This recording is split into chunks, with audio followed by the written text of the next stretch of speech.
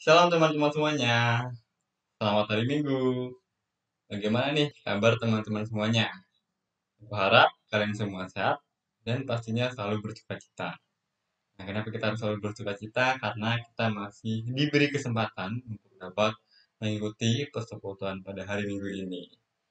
Gimana nih teman-teman? Kalian hari ini bahagia nggak? Kalau aku sih jujur aku hari ini bahagia karena masih bisa mengikuti persekutuan online. Tapi nggak bahagia juga. Kenapa nggak bahagianya? Karena kita masih harus di rumah masing-masing, kita belum bisa bertemu secara langsung, kita tidak bisa kayak dulu lagi, nggak bisa kayak bareng-bareng di gereja memuji dan memuliakan nama Tuhan. Nah, tetapi itu semua nggak apa-apa, itu semua sudah Tuhan rencanakan. Yang penting kita itu harus ingat bahwa apa yang direncanakan oleh Tuhan itu semua yang baik dan kita wajib untuk mensyukurinya. Nah, maka dari itu, sekarang marilah kita akan memulai persekutuan kita pada hari ini dengan menyanyikan lagu Syukur Padamu Ya Allah.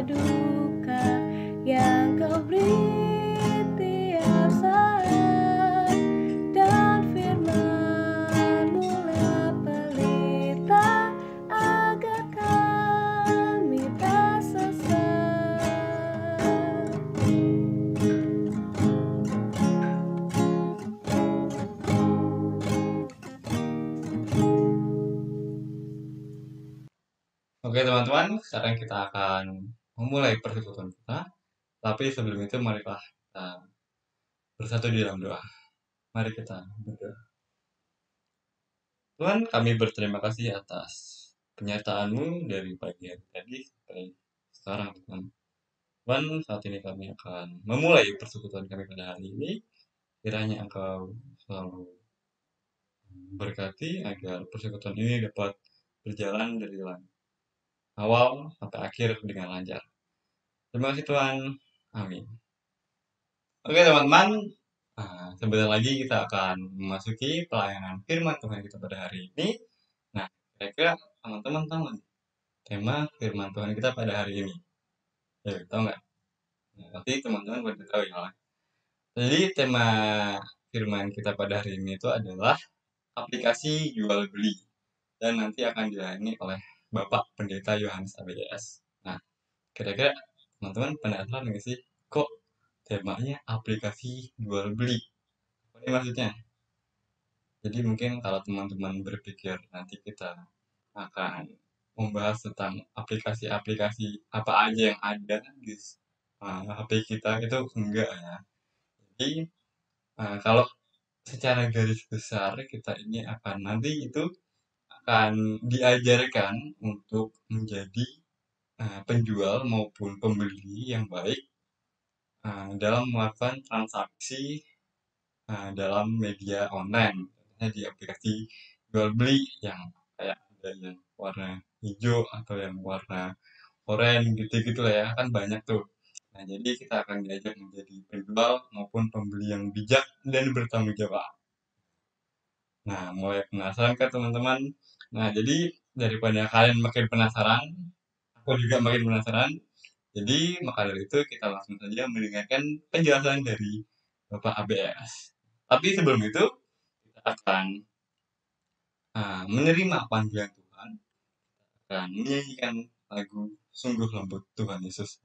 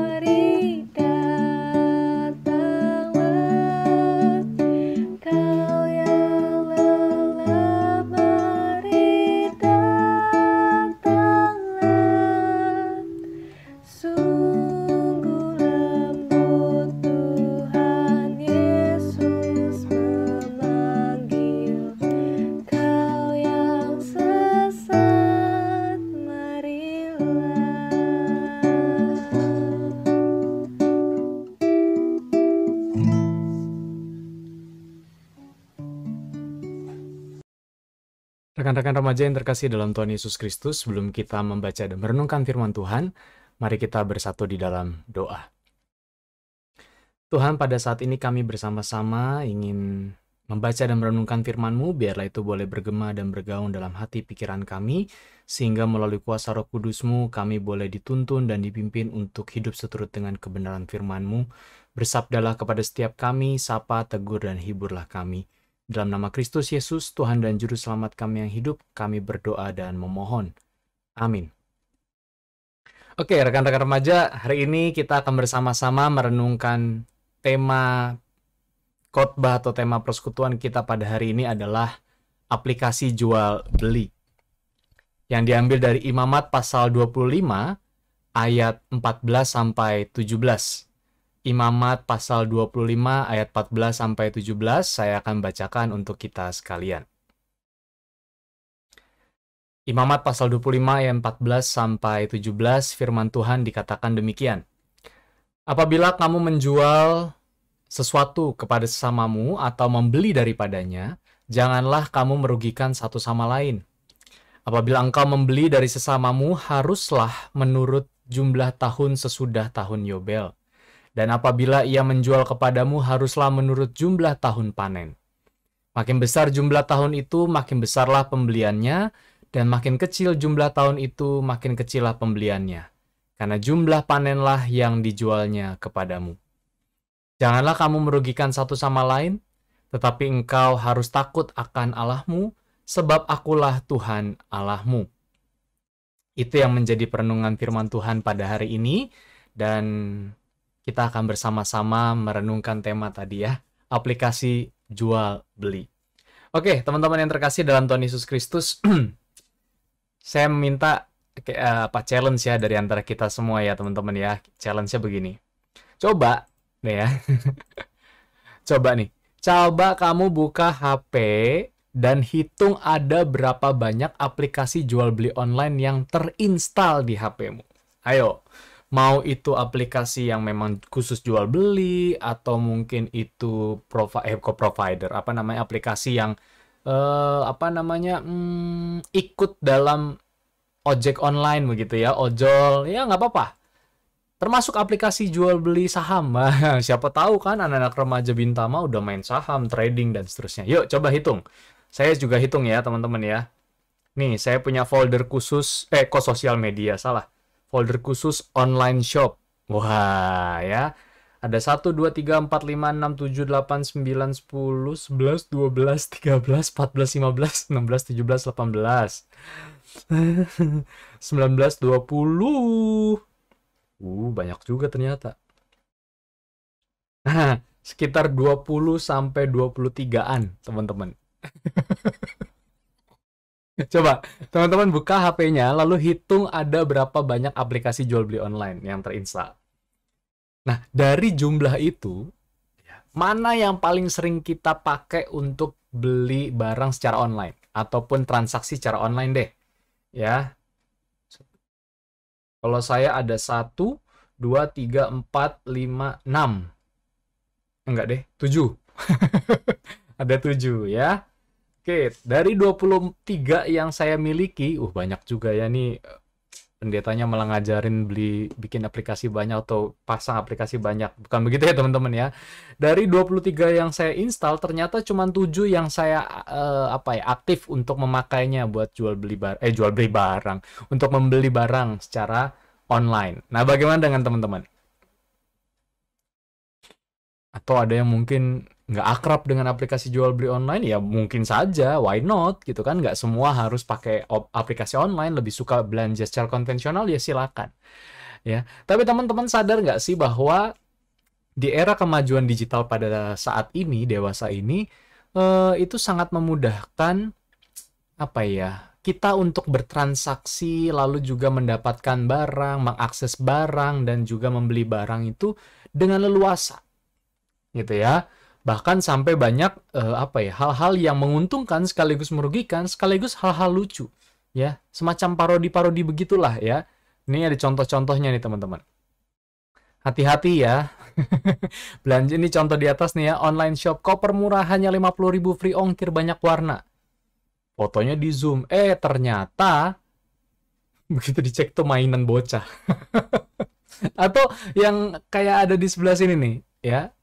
Kita budget pas-pasan jiwa sosialita. Jadi kerjaannya tuh buka online shop, masukin keranjang, terus masukin wishlist, delete. Ya. Budgetnya pas-pasan, tapi jiwanya sosialita, pengen update terus, pengen beli terus. PHP transfer di follow up, di read doang, plus di blok. Jadi mungkin kalian penjual begitu ya, atau kalian punya kreativitas yang dijual beli secara online, secara lewat sosial media juga ya. Dijanji mau transfer nggak jadi. Begitu kita tanya di blok. Nah, lalu atau mungkin kita kan saat ini masih uangnya dari uang mama papa. Ya, lelaguan bebelian, maksudnya kita sok-sokan membeli, tapi ternyata ujung-ujungnya tanya emak dulu boleh apa enggak ya? Ada duitnya apa enggak ya? Atau ini, CLBK. Chat lama beli kagak. Mungkin teman-teman ya, diskusi dulu nih, kita chatting dulu sama penjualnya. Ujung-ujungnya kita diemin. Ya, ini kan banyak sekali ya terjadi dalam kehidupan kita. Nah, pada prinsipnya teman-teman, aplikasi jual beli online itu adalah sebenarnya transaksi jual beli yang konvensional dibuat secara komputerisasi, secara digital, secara online. Kan begitu ya. Nah, sebenarnya prinsip dari transaksi ini sama, ada penjual, ada pembeli. Ada laba, ada rugi, ada modal, ada untung, begitu ya. Nah, posisi kita seperti apa? Mayoritas saya yakin mungkin kita sebagai pembeli, betul kan? Nah, kadang-kadang sebagai pembeli juga itu teman-teman, kita suka nggak tahu diri. Ya mungkin kita bagian dari salah satu dari 4 gambar ini gitu ya, atau 4 kata-kata ini, atau lebih parah lagi ya. Cuma nanya abis itu kemudian dijelek-jelekin. Udah barang kita dapet, lalu kemudian kita review sejelek-jeleknya. Padahal nggak ada masalah gitu. Nah, bagaimana sih kemudian transaksi kehidupan ekonomi, khususnya jual beli, yang mungkin teman-teman remaja juga alami dan sudah mulai lakukan? Bagaimana prinsip-prinsipnya dan kemudian bagaimana kita bisa mengendalikan diri kita di tengah arus derasnya aplikasi jual beli, termasuk ya saham, trading yang murah banget gitu ya. Itu gimana nih sikap kita? Nah, kita mau belajar dari ayat firman Tuhan yang tadi kita baca dan renungkan bersama. Di Imamat pasal 25 itu berbicara tentang prinsip jual beli menggunakan tahun Sabat dan tahun Yobel. Apa sih tahun Sabat dan tahun Yobel? Nah ini, tahun Sabat adalah tahun pembebasan yang ditandai dengan penghapusan utang dan pembebasan budak. Ya, jadi teman-teman, pada kala itu transaksi jual beli bukan cuma barang tapi orang. Ya, tanah pun juga disewakan dan masa dari tahun Yobel itu adalah masa ke-50 dari jumlah tahun Sabat. Jadi 7 tahun kali 7, 49. Nah, tahun ke-50 itu harus ada pembebasan dan juga penghapusan utang. Termasuk pengembalian tanah yang disewa dan lain sebagainya. Nah, kenapa sih kok Imamat menggunakan logika ataupun juga prinsip dari tahun Sabat dan tahun Yobel? Pertama-tama teman-teman, bahwa prinsip ini memungkinkan untuk setiap orang, khususnya masyarakat kala itu, untuk bisa memiliki barang dan juga mempunyai kembali tanah yang sebelumnya dia sewakan. Ya, jadi nggak jadi hak milik, nggak direbut dan seterusnya. Ya, tapi menjadi sesuatu yang kemudian bisa kembali lagi kepada dirinya. Lalu kemudian ini bicara soal kepemilikan. Ya, bahwa setiap orang itu berhak memiliki hak untuk bebas, hak untuk mendapatkan untung, hak untuk membeli dan menjual. Dan yang terakhir adalah khususnya gitu ya, adanya keadilan ketika orang-orang yang kala itu diperjualbelikan dalam tanda petik jasanya sebagai budak, sehingga tidak melulu dibudaki, gimana sih menjadi budak. Nah, disinilah sebenarnya prinsip ini yang mau menggambarkan kehidupan roda ekonomi masyarakat kala itu, khususnya apa? Atau misalnya tujuannya apa? Tujuannya agar tercipta keseimbangan dan keharmonisan dalam kehidupan ekonomi masyarakat kala itu. Nah, implikasi dari tahun Sabat dan tahun Yobel itu sangat besar sekali teman-teman buat kehidupan masyarakat kala itu. Dan tentunya nanti kita belajar daripadanya ya. Yang pertama, implikasi tahun Sabat dan tahun Yobel adalah tahu batasan. Kapan bisa membeli, kapan bisa memiliki dan melepaskan harta milik. Jadi kala itu orang yang punya tanah, orang yang punya kepemilikan tertentu ya, dalam hal ini untuk menggerakkan roda ekonomi, tanah itu nanti akan digarap untuk gandum dan lain sebagainya. Itu sebenarnya sifatnya sewa. Ya, jadi tahu batasan kapan itu akan dikembalikan. Dan orang lain bisa menyewa tanah tersebut sehingga orang tersebut bisa melakukan usaha. Gitu ya. Jadi teman-teman, ini nih implikasi dari tahun Sabat dan tahun Yobel dalam kehidupan transaksi jual beli kala itu sebenarnya mau menegaskan tentang prinsip tahu batasan. Termasuk kapan kita bisa membeli dan menjual. Tadi dalam ayat kita dikatakan semakin mendekati tahun panen semakin sedikit. Gitu ya. Kenapa? Memang karena semakin sedikit jumlahnya. Ya. Jadi itu yang mau dikatakan implikasi pertama. Lalu yang kedua, keadilan. Seperti yang tadi sudah saya katakan, para budak tidak melulu ditindas dan dikekang.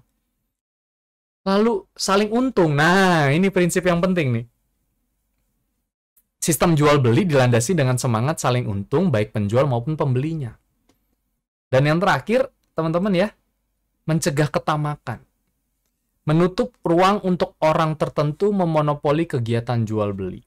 Contohnya, kita beli sebanyak-banyaknya ya, waktu pas pandemi heboh-hebohnya orang pada panik buying kan, gitu ya. Nah, itu mencegah Jadi implikasi tahun Sabat dan tahun Yobel di mana ada pembebasan, di mana di situ kemudian ada pengembalian gitu ya. Itu sebenarnya mencegah adanya ketamakan, orang monopoli ya, kekuasaan untuk jual beli. Baik itu dia menjualnya atau bahkan membelinya untuk dijual kembali. Nah, ini menarik sekali teman-teman bahwa ternyata di Alkitab tuh mengatur yang begitu-begituan. Ya, bukan yang begitu-begituan, maksudnya ini sesuatu yang penting nih. Teman-teman kalau beli barang pengennya untung dong. Jelas. Pengennya baik kan? Pengennya yang baik dong. Jelas, ya. Nah, ini yang menjadi apa ya? Dasar dari tema kita aplikasi jual beli. Teman-teman harus disadari bahwa aplikasi jual beli itu sangat menguntungkan. Ya, sangat menguntungkan. Kenapa? Mungkin buat teman-teman, buat kita yang sangat akrab dengan dunia teknologi, gadget, dan lain sebagainya, aplikasi jual beli itu memberikan kepraktisan, setuju nggak? Hemat waktu, hemat tenaga, tinggal klik, transfer bayar, transfer tunggu barang datang. Lalu selanjutnya customize sekali. Ya, customize sekali. Kita lihat, kita suka, kita beli. Kita lihat, kita nggak suka, ya udah lewatin aja. Bahkan kita bisa tuh ya, masukin dulu ke keranjang sebanyak-banyaknya, nanti baru delete. Mana yang sesuai dengan saya. Dan kadang-kadang ya, dalam aplikasi-aplikasi jual beli online tertentu, kita justru bisa menggunakan sesuatu yang sangat sangat kita banget. Kita bisa minta ukurannya sendiri dan lain sebagainya. Begitu ya. Pengennya cuma satu barangnya, nggak perlu beli partai besar, apalagi kalau sesuatu yang custom, ya kan? Beli baju, ya pengen tulisannya nama kita. Kalau kita beli keluar, ya kebanyakan apa? Minta partai besar, 12 lusin dan lain sebagainya. Kita bisa custom. Terus mudah diakses, tinggal cari internet, koneksi, ya mau wifi tetangga kek, wifi sekolah, gereja, paket data, ya hotspotnya bokap, nyokap gitu kan. Terus mau dari mana aja bisa. Kalian bisa lagi di toilet. Ya. Lalu membangun ekonomi, sadar atau tidak. Ya, penjualan dan pembelian meningkatkan UMKM. Saya dulu waktu kuliah nih teman-teman ya. Saya tuh jual beli online loh, lewat aplikasi yang nadanya begini, tetet. Nah, gitu ya. Saya pakai itu. Jual beli untuk stiker-stiker motor.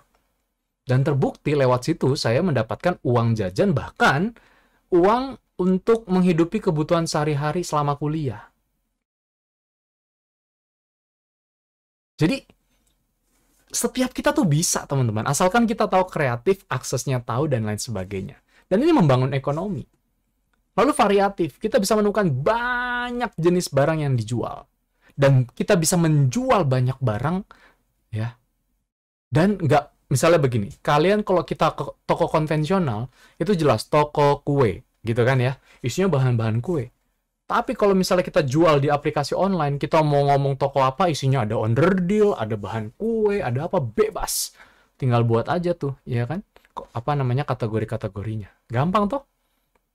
Ya, variatif sekali. Dan lapaknya terbuka. Para penjual nggak harus punya toko. Para penjual nggak harus bermodalkan toko, listrik, dan lain sebagainya. Bahkan karyawan yang menetap ya bisa sewa, kenapa? Atau bahkan bisa diri sendiri, bisa keluarga. Terbuka sekali.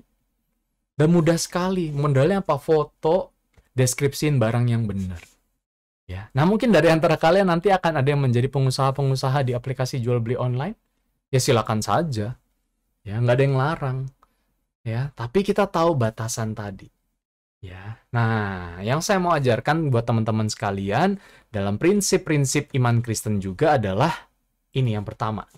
Waspadailah jebakan konsumerisme, teman-teman. Kita punya akses yang begitu deras, yang begitu banyak, yang begitu terbuka pada barang-barang yang mungkin kita inginkan. Ya, tapi hati-hati ketika semakin mudahnya, semakin terbukanya, keinginan untuk memiliki, untuk mengkonsumsi, menjadi orang yang konsumtif, itu sangat besar. Dan ini harus kita waspadai jebakan-jebakannya. Mungkin kita beli barang, padahal sebenarnya kita nggak perlu. Nah, ini hati-hati. Ya, main masukin keranjang, begitu dapat uang jajan mingguan, beli. Habis itu, seminggu kemudian kita puasa. Ya, Ya ini uang habis, padahal bisa ditabung, teman-teman. Ikutan tren yang nggak perlu. Dan ini, nggak bisa membendung keinginan diri. Ini hati-hati. Satu sisi sangat memudahkan, saya setuju dan saya sepaham, bahkan saya termasuk penggunanya. Tapi kita harus benar-benar aware. Ya, kita harus benar-benar aware supaya tidak terjebak konsumerisme. Tahu batasan, makanya tadi dalam prinsip tahun Yobel dan tahun panen, tahu batasan itu menjadi suatu hal yang penting. Kapan harus membeli, kapan harus menjual, dan disitulah sebenarnya sama-sama saling untung. Kita nggak terjebak. Ya, apalagi kalau udah uang habis, kemudian kita minjem pinjol. Waduh, aduh, kacau deh. Gitu ya. Mungkin nggak pinjol, malah kita nyuri uang nyokap bokap. Aduh, wow, wow, wow, wow, wow. Ya. Jadi hati-hati teman-teman. Satu sisi itu memudahkan, tapi satu sisi kita perlu waspada dengan jebakan konsumerisme. Dan dengan demikian, kita benar-benar bijak nih dalam memakai aplikasi jual beli itu. Kalau teman-teman sebagai pembeli mendapatkan barang, review yang jujur dan apresiatif. Review yang jujur dan apresiatif. Ya, saya waktu pas menjual dulu ya teman-teman, yang waktu pas kuliah itu saya jual beli online itu, saya jual di aplikasi jual beli online, saya sangat senang ketika mendapatkan review yang jujur. Ya, bahkan ketika ternyata ada barang yang rusak dan diretur, dia kembalikan dan lalu saya kirimkan lagi yang baru, tetap ditulis tapi dia tetap apresiatif. Dan ternyata itu semakin meningkatkan kinerja dan prestasi toko saya. Gitu ya. Ternyata hanya melalui hal-hal yang seperti itu, ketika kita sudah mendapatkan barangnya, kita bisa review jujur, bisa kasih bintang dan lain sebagainya, itu ternyata meningkatkan ya toko online itu. Lalu mungkin teman-teman nanti berniat menjual sesuatu gitu ya, deskripsikan barang secara benar teman-teman. Dan baca deskripsi juga benar. Chat orang penjualnya, dapat info semaksimal mungkin. Ya. Nah, yang terpenting adalah dari itu semua beli sesuai kebutuhan dan ketersediaan uang. Kalau memang butuh dan belum ada uang, sabar. Tapi kalau ada uang, hati-hati, jangan kalap, jangan pengen semuanya. Nah, bagi kita nih yang mungkin sangat-sangat rentan untuk bisa terjebak pada konsumerisme, lebih baik tidak buka aplikasi sering-sering deh. Atau nonaktifkan notifikasi aplikasinya. Supaya apa, nggak tergoda, tiba-tiba kita lagi belajar, lagi apa, bunyi tuh notifikasi, tetet, tring, waduh, ya, orang-orang pada ngeliatin terus kita bingung. Ya, lalu juga nih, ini yang penting sekali, hati-hati menggunakan aplikasi yang terkait pinjaman online, trading, dan lain sebagainya. Ya, mungkin teman-teman belum, atau tahu ada teman kalian, ada saudara kalian yang seperti itu. Kalian harus hati-hati. Ada banyak orang-orang yang meraup keuntungan dengan merugikan orang lain lewat aplikasi jual beli online juga loh. Penipuan, jangan salah, banyak sekali di situ. Udah transfer barang nggak nyampe. Itu kan ngeri sekali. Nah, disinilah kita sangat-sangat perlu bijak dalam memakai aplikasi jual beli online. Carilah yang terpercaya dan tahanlah, kendalikanlah diri kita supaya kita tidak terjebak pada hal-hal yang membawa kita pada kesusahan kita nanti gitu ya. Dan kemudian kendalikanlah kebutuhan nafsu kita. Ya, keinginan kita. Ingat, tahu batasan. Tahu batasan. Ya, dan kemudian saling untung. Kita bisa memberikan apresiasi dan juga kita bisa melakukan hal yang baik lewat transaksi di aplikasi jual beli online yang mungkin teman-teman pernah lakukan. Oke? Kalau begitu, selamatlah membeli barang-barang yang sesuai kebutuhan. Ingat, ada uang kalau bisa ditabung, jangan konsumerisme, jangan terlalu konsumtif, menghambur-hamburkan. Siapa tahu nanti kan itu bisa buat hal-hal yang lebih penting ke depannya. Ya, Tuhan memberkati dan memberikan kita semangat serta sukacita. Amin.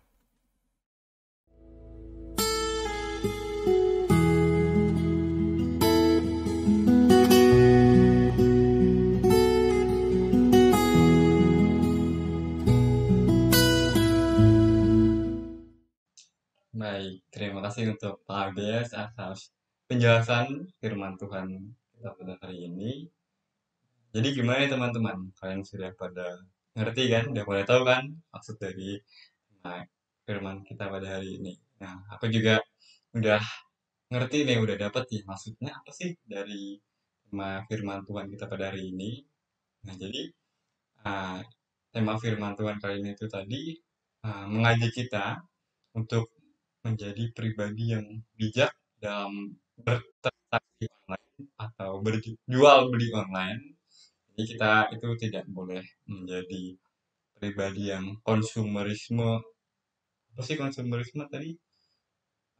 Membeli barang yang tidak kita butuhkan. Nah, jadi kita membeli barang yang sebenarnya kita nggak butuh-butuh banget, cuma gara-gara barang itu lagi ngetren banget di mana-mana pada beli, pada pakai, atau misalnya gara-gara ada promo berapa persen, jadi kita beli.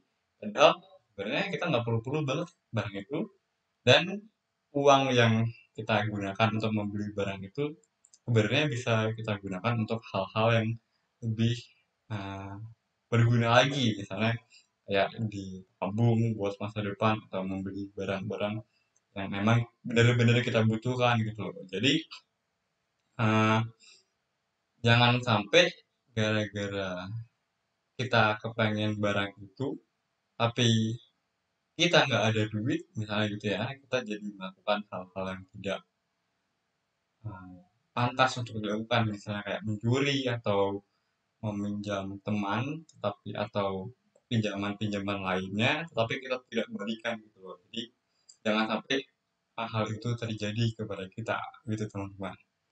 Nah, untuk menanggapi firman Tuhan tadi, marilah kita bersama-sama menyanyikan lagu Mari Sebarkan Injil.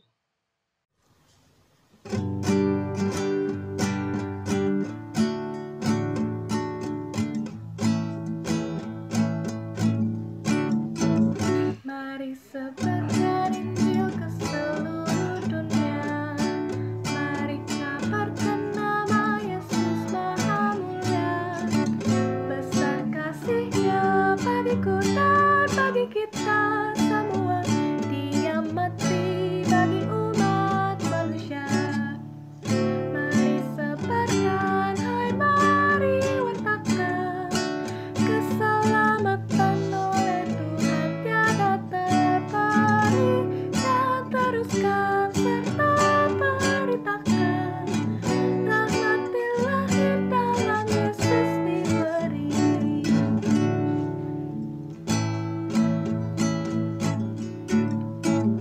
Bukalah hatimu, mari terima Dia. Buanglah congkakmu dan tetaplah percaya.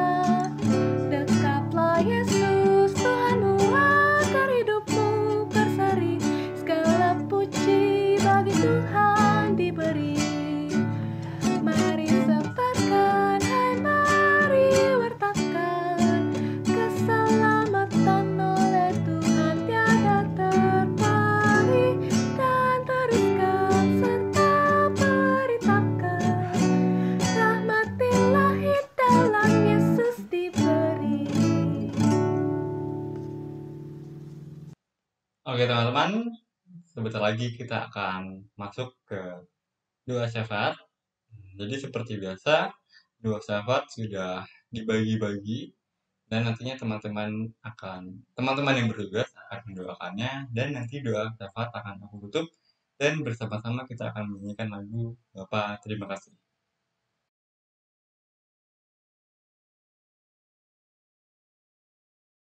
Selamat malam Tuhan Yesus, terima kasih sudah mengumpulkan kami di persekutuan doa hari ini dengan tidak ada kekurangan apapun. Tuhan, pertama kami berdoa untuk kondisi pandemi COVID-19 agar cepat membaik dan aktivitas dapat berjalan sesuai saat sebelum pandemi. Tuhan, kami ingat selalu untuk selalu mematuhi protokol kesehatan supaya kondisi COVID di negara kami cepat baik. Terima kasih Tuhan. Tuhan, kami juga mau berdoa untuk tenaga medis yang sedang berusaha semaksimal mungkin untuk merawat dan menjaga pasien COVID-19 ya Tuhan. Kiranya Tuhan memberikan mereka kekuatan kepada tangan-tangan yang bekerja agar bisa menyembuhkan pasien dengan baik. Terima kasih Tuhan.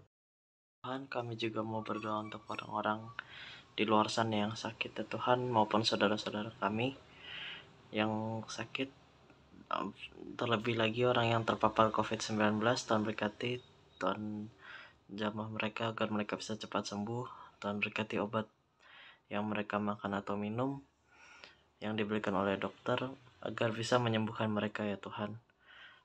Hanya dalam nama-Mu saja mereka bisa disembuhkan. Terima kasih Tuhan. Selamat malam Tuhan, puji syukur saya aturkan atas rahmat-Mu yang luar biasa. Malam ini saya mau mendoakan untuk orang-orang yang belum mendapatkan pekerjaan maupun mereka yang sudah mendapatkan pekerjaan Tuhan. Berkati supaya orang-orang yang belum mendapatkan pekerjaan dapat secepatnya Engkau beri pekerjaan bagi mereka Tuhan. Karena mereka membutuhkan biaya untuk kehidupan mereka Tuhan. Berilah mereka pekerjaan supaya mereka dapat mendapatkan upah yang cukup untuk menghidupi kehidupannya. Berkati juga bagi mereka yang sudah mendapatkan pekerjaan, berkati supaya upah yang mereka dapatkan atas apa yang telah mereka kerjakan cukup untuk menghidupi keluarganya Tuhan. Terima kasih Tuhan. Tuhan tidak lupa kami juga mendoakan untuk kegiatan-kegiatan akademis remaja, terutama untuk mereka siswa-siswi kelas 12 yang sekarang sedang mempersiapkan untuk SBMPTN. Kiranya Engkau terus mendampingi mereka, kiranya mereka mendapatkan kampus sesuai dengan keinginan mereka dengan jurusan yang bagus, kiranya mereka mendapatkan pilihan pertama dari SBMPTN mereka. Tidak lupa juga kami berdoa untuk mereka angkatan-angkatan bawah seperti kelas 7, 8, dan kelas 11. Kiranya Engkau terus mendampingi mereka baik secara mental dan batin untuk menghadapi ulangan harian dan tugas-tugas sekolah lainnya agar mereka siap menjalaninya. Terima kasih ya Tuhan. Ya Bapa, Tuhan yang Maha Kasih, berikanlah kelancaran kepada kegiatan remaja saat ini hingga selanjutnya. Kiranya Engkau senantiasa memberikan pernyataan dalam ibadah remaja kami, sehingga hati kami hanya tertuju padamu. Terima kasih Tuhan. Tuhan, terakhir kami berdoa untuk gereja kami GKI Bintaro Utama. Tuhan, sertai setiap badan pelayanan yang ada di GKI Bintama agar terus erat dan terus melayani Tuhan secara maksimal. Tuhan, tidak lupa kami berdoa untuk para jemaat yang ada di GKI Bintaro Utama. Meskipun keadaan semakin lama semakin membaik, tolong sertai para jemaat untuk terus setia melayani dan memuji Tuhan, baik yang akan mengikuti di gereja maupun di rumah. Terima kasih Tuhan. Tuhan, inilah setiap doa dan permohonan dari kami. Kiranya Engkau bersedia menjadikan telinga-Mu untuk mendengar dan mengabulkan setiap doa permohonan yang kami panjatkan hanya ke dalam nama. Terima kasih Tuhan.